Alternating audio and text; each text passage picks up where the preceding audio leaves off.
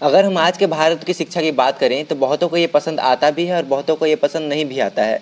बहुत से देश तो भारत की शिक्षा का मजाक भी उड़ाते हैं।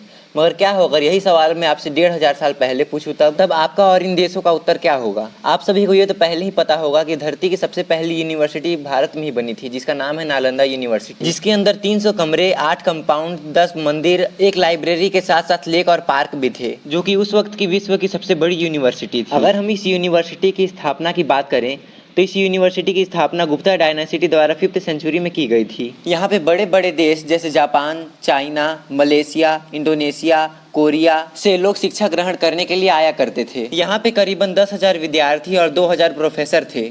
और तो और इतना ही नहीं, यहाँ पे निःशुल्क शिक्षा भी प्रदान की जाती थी। इस यूनिवर्सिटी ने 5th सेंचुरी से लेकर 11th सेंचुरी तक ज्ञान प्रदान किया। और यही नहीं, चाइना के मशहूर ट्रेवलर ह्यूंग त्सांग ने अपनी किताब में नालंदा का जिक्र भी किया है। वह यह कहते हैं कि महात्मा बुद्ध ने अपना तीसरा संदेश यहीं पे दिया था।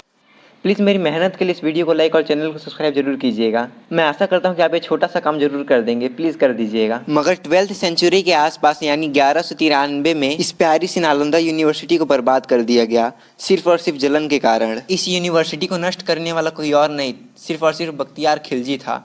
वो भारत पे राज करना चाहता था, इसलिए वो भारत आया था। तभी उसको बहुत तेज बीमारी हो चुकी थी, उसका कोई भी वैद्य इलाज नहीं कर पा रहे थे। तब बख्तियार खिलजी को एक व्यक्ति ने बताया कि नालंदा यूनिवर्सिटी के एक वैद्य हैं जो कि वहाँ पढ़ाते हैं, जिनका नाम राहुल श्री बद्री है, वो आपका इलाज कर सकते हैं। तब राहुल श्री बद्री को वहाँ पेश किया गया। तब उन्होंने बख्तियार खिलजी की जांच की, मगर जब वह उसे दवाई देने जा रहे थे, बख्तियार खिलजी ने मना कर दिया और कहा, मैं काफिरों के द्वारा बनाई गई दवाई नहीं खाऊंगा। तब उसने शर्त रख दी कि तुम मुझे बिना दवाई खिलाए ठीक करके बताओ, अगर तुम ये नहीं कर पाए तो मैं तुझे मार डालूंगा। तब राहुल श्री बद्री जी ने उसकी कुछ बातें पता की। उन्हें पता यह लगा कि बख्तियार खिलजी हमेशा किताबों के पन्ने पलटते वक्त उसमें थूक लगाता है। तब बख्तियार खिलजी को उन्होंने कुरान में अपनी दवाई लाकर दे दी और बख्तियार खिलजी को कहा, तुम इस कुरान के प्रत्येक एक पन्ने पढ़ना, तुम बिल्कुल ठीक हो जाओगे। तब बख्तियार खिलजी ने उस किताब को पढ़ना शुरू कर दिया और वो कुछ ही दिनों में स्वस्थ भी हो गया। बख्तियार खिलजी समझ रहा था कि ये कुरान की वजह से हुआ है।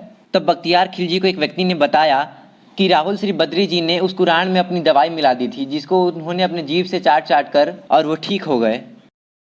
तब बख्तियार खिलजी को जलन होने लगी। उसने सोचा कि उसके बड़े बड़े वैद्य उसका इलाज ना कर पाए, मगर एक काफिर ने चतुराई से उसका इलाज कर दिया। तब बख्तियार खिलजी ने सिर्फ और सिर्फ जलन के कारण इतनी बड़ी यूनिवर्सिटी को आग में झोंक दिया और इतनी बड़ी नालंदा यूनिवर्सिटी को आग लगा दी। इतनी बड़ी नालंदा यूनिवर्सिटी में 90 लाख किताबें थी, जिसको जलने में 3 महीने लग गए थे, यानी नालंदा यूनिवर्सिटी 3 महीने तक जलती रही।